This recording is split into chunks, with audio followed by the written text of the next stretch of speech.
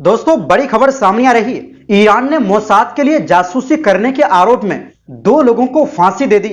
Iran का दावा है कि दोनों गद्दार इजरायल के लिए सैन्य ठिकानों और एयर डिफेंस की बेहद गोपनीय जानकारी भेज रहे थे। अगली खबर में आपको बताएंगे ईरान ने मुस्लिम देशों को एकजुट होकर अमेरिका के खिलाफ साझा सुरक्षा गठबंधन बनाने की अपील क्यों कर दी। क्या मध्य पूर्व में अब एक नया सैन्य ब्लॉक बनने जा रहा है? और साथ ही आपको बताएंगे डोनाल्ड ट्रंप 10वीं बार ईरान पर बड़े हमले की धमकी देकर पीछे क्यों हटे। आखिर अमेरिका बार बार हमला क्यों टाल रहा है और क्या यह ईरान की बढ़ती ताकत का असर है? बताएंगे सभी खबरें इस वीडियो में। तो बिना समय गवाए बात करते हैं खबरों की।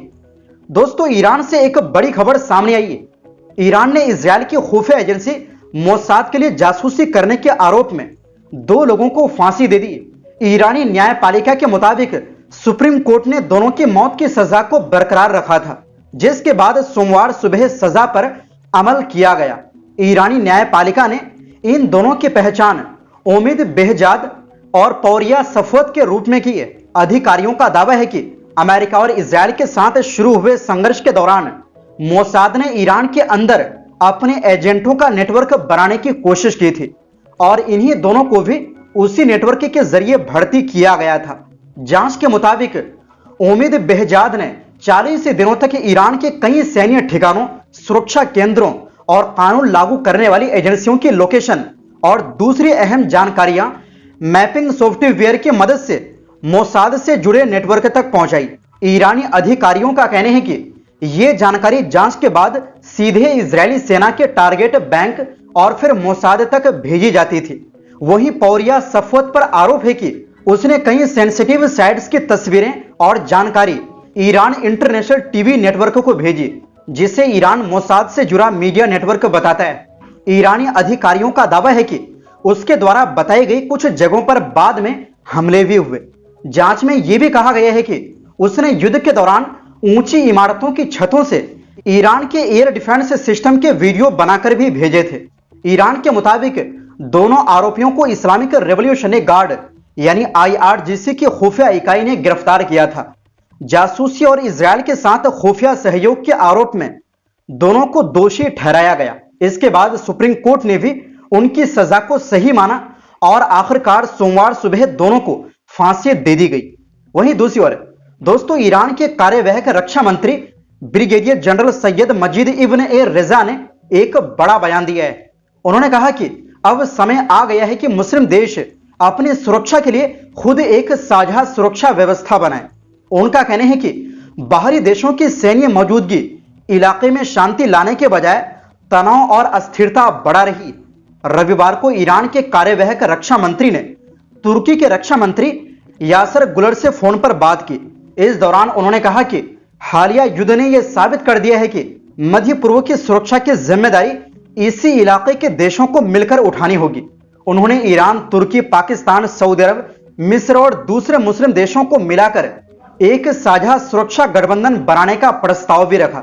ईरानी रक्षा मंत्री ने कहा कि अमेरिका के साथ हुआ संघर्ष विराम समझौता इलाके में शांति बहाल करने और दोस्तों वो पड़ोसी देशों की अपील पर किया गया था, लेकिन उन्होंने साफ कहा कि अमेरिका बार बार अपने वादे तोड़ता रहा है, इसलिए ईरान को उस पर बिल्कुल भरोसा नहीं है। उन्होंने कहा कि अगर समझौते का उल्लंघन हुआ तो ईरानी सेना उसका जवाब देने के लिए पूरी तरह तैयार है।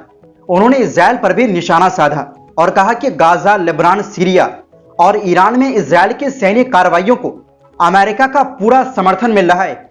उनके मुताबिक इसी वजह से इजरायल लगातार आक्रामक रवैया अपनाए हुए हैं। ईरानी रक्षा मंत्री ने यह भी चेतावनी दी कि अगर अमेरिका हिजबुल्लाह के खिलाफ नया मोर्चा खोलता है तो पूरे इलाके में एक नया और बड़ा सुरक्षा संकट पैदा हो सकता है। उन्होंने आरोप लगाया कि सीरिया और लेबनान में इजरायल जिन तथाकथित सुरक्षा क्षेत्रों को बनाने की बात कर रहा है, वो भविष्य में और बड़े संघर्ष की शुरुआत हो सकती है। उन्होंने दोहराया कि इलाके की सुरक्षा सिर्फ इसी क्षेत्र के देश मिलकर सुनिश्चित कर सकते हैं। बाहरी ताकतों पर निर्भर रहकर कभी स्थायी शांति हासिल नहीं की जा सकती। उन्होंने कहा कि ईरान, तुर्की और दूसरे क्षेत्रीय देशों के साथ मिलकर नई और मजबूत सुरक्षा व्यवस्था बनाने के लिए बातचीत जारी रखने को तैयार है। वहीं तुर्की के रक्षा मंत्री यासर गुलर ने ईरान के सुप्रीम लीडर, सैन्य कमांडरों, आम नागरिकों और मिनाब में मारे गए स्कूली बच्चों के प्रति संवेदना जताई।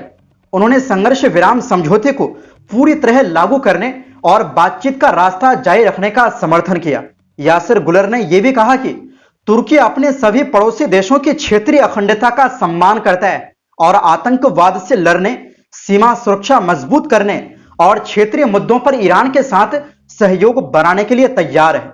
उनके मुताबिक पूरे क्षेत्र में स्थायी शांति का सबसे अच्छा रास्ता आपसी सहयोग और एकजुटता ही है। वहीं दूसरी ओर दोस्तों, ईरान में एक बड़ा दावा किया गया है।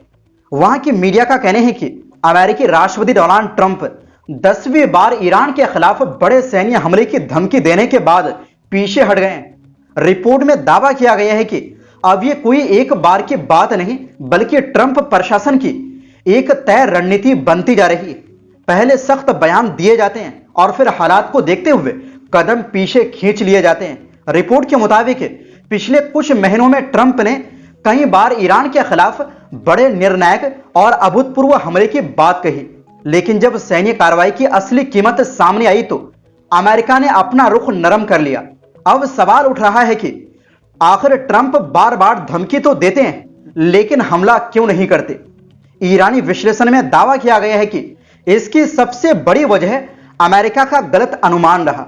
वाशिंगटन और इजरायल को उम्मीद थी कि सीमित सैन्य दबाव से ईरान कमजोर पड़ जाएगा और उनकी शर्तें मानने पर मजबूर हो जाएगा, लेकिन हालात इसके बिल्कुल उलट निकल गए।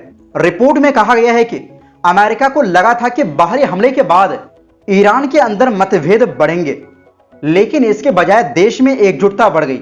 लोगों ने राष्ट्रीय सुरक्षा को प्राथमिकता दी और इससे ईरान की स्थिति पहले से ज्यादा मजबूत हो गई। ईरान का यह भी कहना है कि अब क्षेत्र में ताकत का संतुलन बदल चुका है, खासकर स्ट्रेट ऑफ हॉर्मुज और ईरान की मिसाइल व ड्रोन क्षमता अमेरिका के लिए बड़ी चुनौती बन गई। अगर किसी बड़े युद्ध की शुरुआत होती है तो उसका असर सिर्फ सैन्य मोर्चे तक सीमित नहीं रहेगा, बल्कि तेल बाजार, वैश्विक व्यापार और पूरी दुनिया की अर्थव्यवस्था पर भी पड़ सकता है। रिपोर्ट में दावा किया गया है कि ईरान की मिसाइलों की बढ़ती क्षमता, ड्रोन तकनीक और हाल के युद्धों का अनुभव अमेरिका के लिए चिंता का विषय बन चुका है। अमेरिकी सैन्य ठिकाने, उसके सहयोगी देश और क्षेत्र में मौजूद अहम ठिकाने किसी भी जवाबी कार्रवाई की जद में आ सकते हैं। ईरानी विश्लेषण में यह भी कहा गया है कि अमेरिका इस समय कई मोर्चों पर पहले से ही दबाव में है। ऐसे में ईरान के साथ लंबा युद्ध उसके लिए आर्थिक और सैन्य दोनों लिहाज से बेहद महंगा साबित हो सकता है। यही वजह है कि व्हाइट हाउस हर कदम फूंक फूंक कर रख रहा है। रिपोर्ट के मुताबिक ट्रंप के सामने घरेलू राजनीतिक दबाव भी कम नहीं है। उन्होंने सत्ता में वापसी के दौरान महंगे युद्धों को खत्म करने का वादा किया था। ऐसे में अगर वो एक नया बड़ा युद्ध शुरू करते हैं तो इसका असर अमेरिकी अर्थव्यवस्था, तेल की कीमतों और उनकी राजनीतिक छवि पर भी पड़ सकता है। ईरानी मीडिया का दावा है कि ट्रंप की मौजूदा रणनीति अब धमकी दो और फिर पीछे हट जाओ जैसी बन गई, लेकिन बार बार ऐसा होने से अमेरिकी धमकियों का असर भी कम होता जा रहा है। रिपोर्ट में कहा गया है कि अगर यही स्थिति जारी रही तो अमेरिका के लिए ईरान पर दबाव बनाना पहले से ज्यादा मुश्किल हो जाएगा। तो फिलहाल के लिए इस रिपोर्ट में बस इतना ही। फिर मिलते हैं एक नई रिपोर्ट्स के साथ।